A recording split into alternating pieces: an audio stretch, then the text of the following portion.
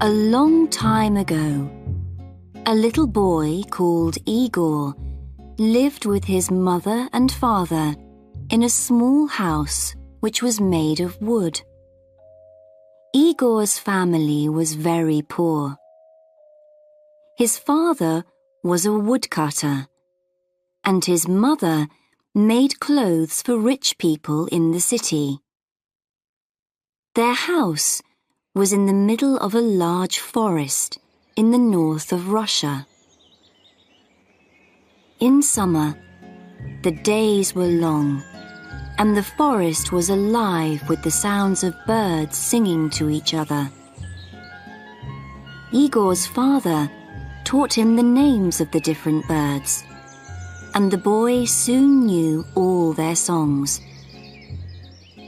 But in winter, the days were very short, and there was deep snow everywhere. The forest became quiet because the birds left to spend the winter months in warmer countries. One winter, Igor became ill. His mother made special food and drink for him, but he only got worse. The doctor from the city came to see Igor and spent some time talking with the boy and looking at him. Then he spoke to Igor's mother and father. He's very ill, but I don't know what's wrong with him. This winter, many young children all over the country are becoming ill and dying, and nobody knows why. I'm sorry, but there's nothing that I can do to help. Give him lots of good things to eat and make sure that he gets lots of sleep. During the next few days, Igor got worse. He became iller and iller. He spent all day in bed and became bored with his toys. His father brought him little things from the forest to try to make him forget that he was ill, but he was not interested in anything. His face became white, and he didn't want to eat. Sometimes at night, he had a fever, and then he dreamt that he was flying above the forest, looking at his family's little house far below him. One morning, after a very bad night, Igor woke up and found his father looking at him. "Is there anything that you want?" said his father. "Yes, there is, Father," said Igor. "I miss the songs of the birds. Could you catch a bird and put it in a cage for me? If you put the cage above my bed, I can listen to the birds singing and remember the sounds of the forest." "Of course, little Igor," said his father, smiling. "I'll bring you your bird tomorrow." But he knew that, now it was winter, there were no birds in the forest. This was the only thing that his son wanted, and he could not give it to him. "Perhaps you could make him a bird out of wood," said Igor's mother. "You could use one of those little pieces of wood that we usually burn on the fire." It was a cold, snowy day, and the forest trees were hard to cut. But all day, while he was working, Igor's father thought about how to make his son a bird out of wood. "Of course, it'll never sing," he said to himself. "but perhaps if it's very beautiful, Little Igor will like it just the same. After dinner that night, he started making the bird. The first few times that he tried were no good.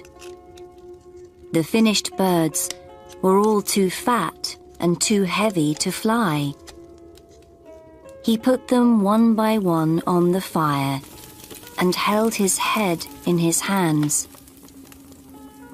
It was now the middle of the night, and outside more snow was falling. Then he suddenly said to himself, I know. The bird needs to be just 2 pieces of wood. If I cut the wood carefully, the bird can have real feathers. First, he took a piece of wood for the head, body, and tail. He began with the tail, cutting the wood into feathers with his right hand. Then, with his left hand, he smoothed out the feathers. When he was happy with the tail, he took some more wood for the wings. He cut them out carefully. It all took a long time because sometimes the feathers broke and he had to start again. But in the end, he finished it. While the sun was beginning to come up, he showed the bird to his wife. It's beautiful, she said. but it's not ready yet.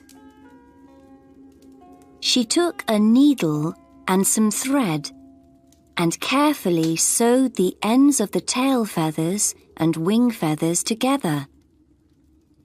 Soon the feathers were all together, just like on a real bird.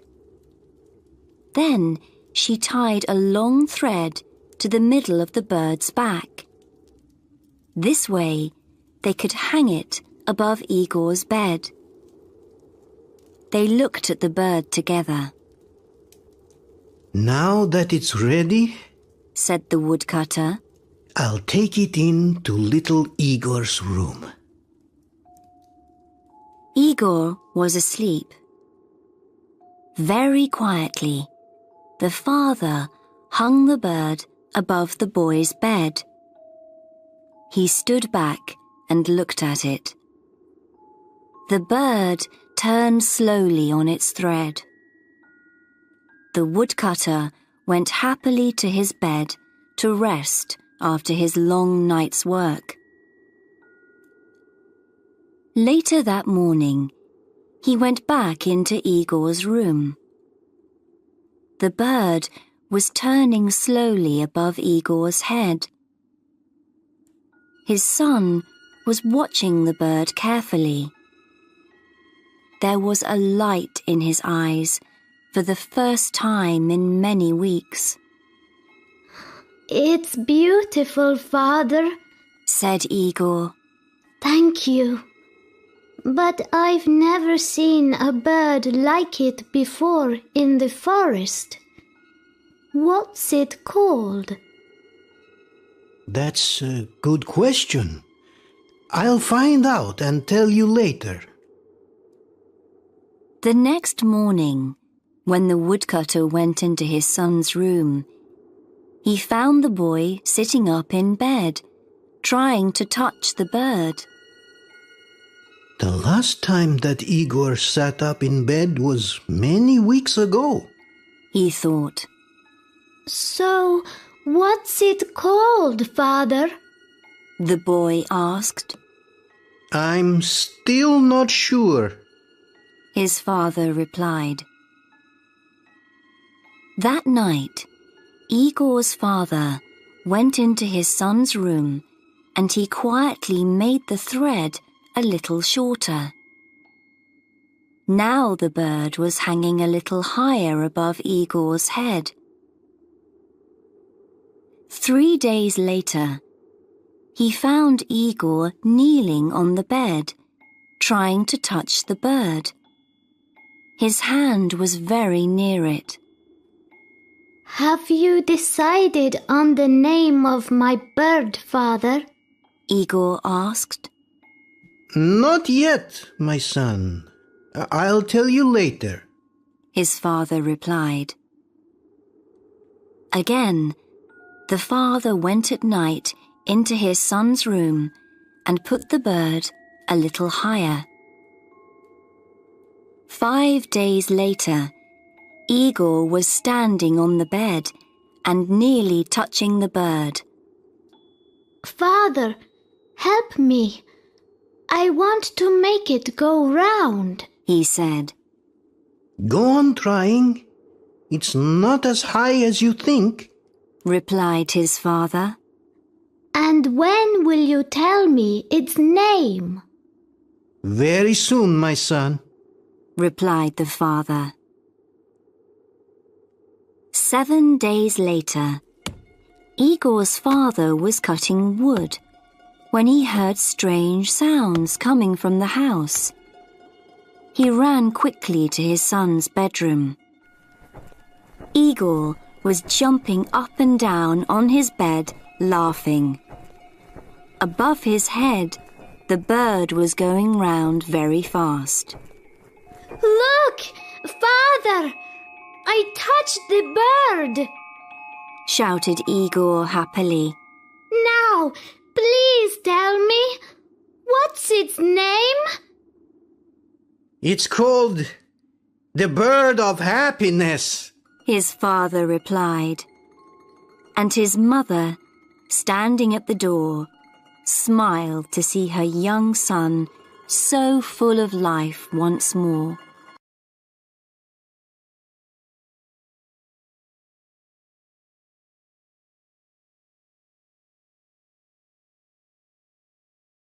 Chandra lived with her parents in a village in India.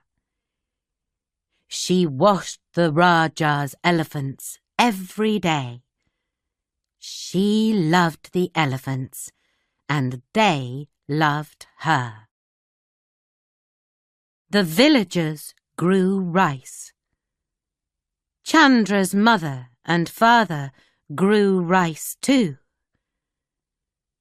I can help you, said the Raja to the villagers. Let me look after your rice. The villagers brought their rice to him.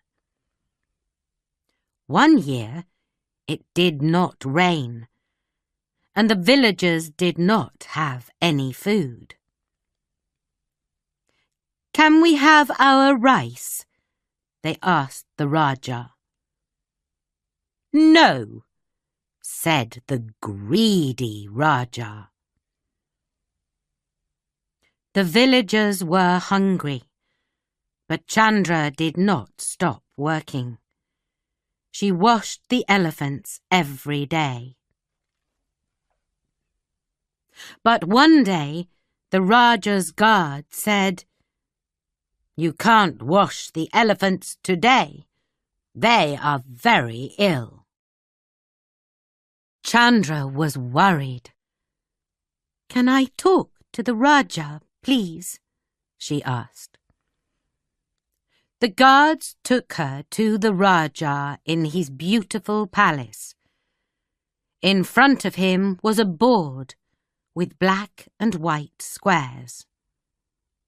What do you want, little girl? He said. I'm Chandra. I wash your elephants, she said. I can help them. Please, can I see them?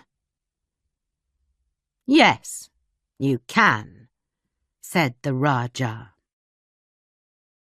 The guards took Chandra to the elephants, and the big animals walked slowly towards her. Oh, you are very ill, said Chandra sadly. Then she looked at their bodies. Oh, she said. Your ears hurt. I must clean them. Chandra cleaned the elephant's ears, and after 3 days, the elephants were well again.